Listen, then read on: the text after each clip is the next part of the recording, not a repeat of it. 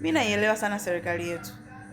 Serikali imeona kabisa na imetambua kwamba wakigawa miili ya marehemu ya ndugu zetu, kwamba kila nyumba, almost kila nyumba kutakuwa na nini? Kutakuwa na vilio, kutakuwa na misiba. Hivyo wakaamua kusaidia kufanyaje? Kuzika kwa pamoja. Kitu kinachotakiwa kufanyika, sisi kama wananchi tunatakiwa kuiomba serikali ituonyeshe wapi wamezika miili ya ndugu zetu.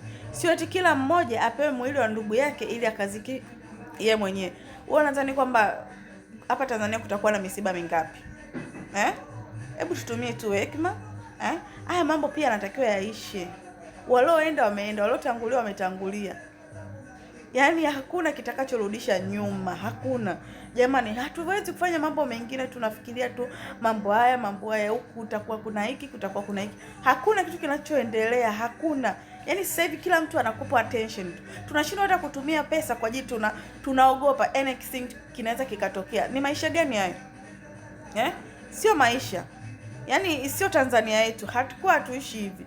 Yaani chochote kile, haya mtu akikupigia tu simu mtu umuelewelewi, yani unaogopa. Yaani tumekuwa ni vibaya. Yaani ni vibaya. Yaani mimi inanichukiza